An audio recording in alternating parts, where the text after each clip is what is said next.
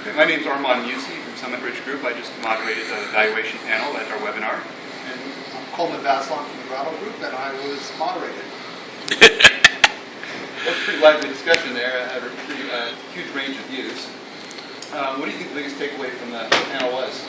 Well, the message I was hoping that got across, given that this was targeted to broadcasters as our audience, is that this auction, though somewhat mysterious and complicated, as we saw in the earlier panels, that there's potentially quite a bit of value for most broadcasters, enough that they owe themselves to be able to look into it further as to how they might participate.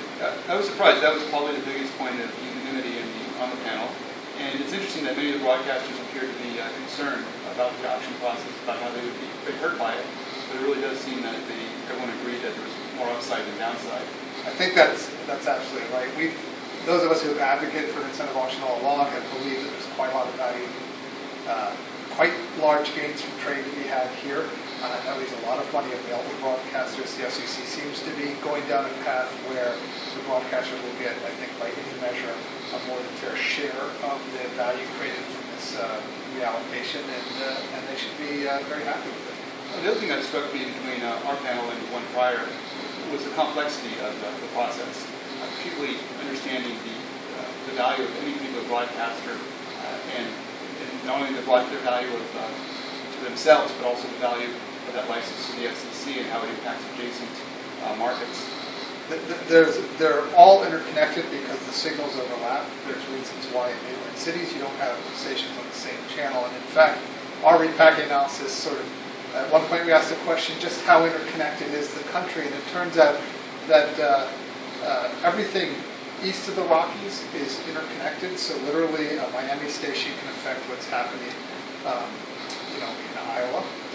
Potentially, the reality of the auction might not make a series in Miami make it all the way to the Midwest, but they're potentially interconnected. And again, on the west of the Rockies, the entire West Coast is interconnected through overlapping signals.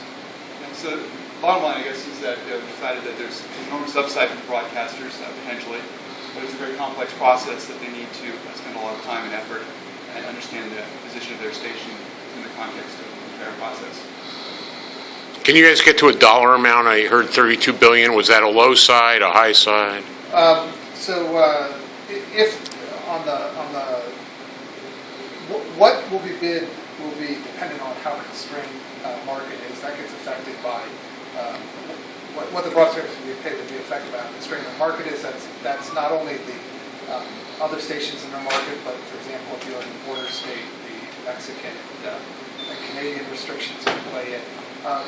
One thing that's important to keep in mind is that the value to the broadcaster in a given market is not tied to the spectrum value in that market. This is a sort of national balancing of costs and benefits. So it could be that the spectrum in Seattle will get paid more, the broadcasters will get paid more than is raised in the Seattle market, but by freeing up Seattle, you're able to make a national footprint that's worth much more.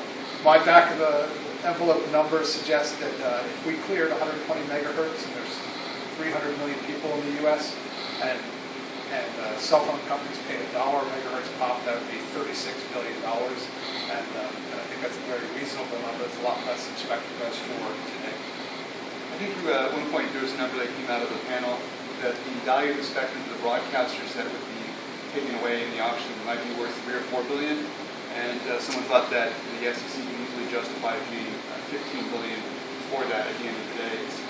So where that number comes from is in my repacking model to prioritize bidders to decide which ones would get bought out. You have to make an estimate of what they would bid, and I use a metric, a multiple of station revenues from a couple of years ago. My multiple is a little bit under 2. One of the key points is that, and that analysis showed that if you played that out, you could clear 120 megahertz, and then you'd end up paying about $15 billion to broadcasters. But if you looked at just some of the bids of the broadcasters, would clear it about $3.5 billion.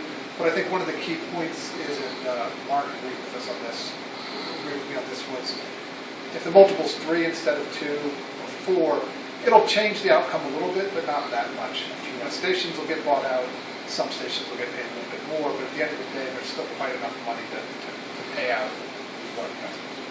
In line with that, another item that came out of the panel was that a number of private investors are coming into the market and buying some of the smaller stations and markets. The FCC is likely going to need to buy back spectrum.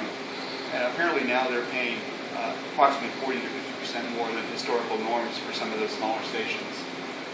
Those investors expect that they'll be able to make a significant return even after paying that premium by selling back to the FCC in the auction process. And that really surprised me that prices are being bid up to that extent, but that's in line with an expectation that the payouts for these broadcasters are going to be significantly higher than. So if you line up, and I've done this in my 2001 paper that's going to be available for this webinar, if you line up just by revenue, the revenue of stations in the market, it's a very steep curve. So there's always a lot of stations with low revenue. There's a couple of stations with high, and then a steep curve. So in essence, what's happening is recognizing that the low revenue stations will get bought out at a higher price.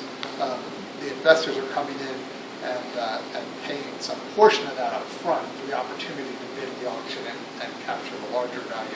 It's not a surprise what the increase in station values based on this has been. I think would vary market by market and a lot on the expectations of the investor and how the rules are going to play out and how successful this is going to be ultimately. Thank you both. Probably the final thing is that still some of the critical rules have not been determined, and there's an opportunity for people to influence that by being involved in the rulemaking process, by submitting comments, and through other mechanisms. The two key things to look out for as a broadcaster in that process, one is you need to talk to somebody who understands the notice to understand the subtleties of the rules and how small tweaks might or might not affect you in your given situation. The other thing that all of us can look toward is whether or not the auction process is understandable and simple enough that everybody will want to participate. That's probably more important than the tweaking of the rules. Thank you. Thank you.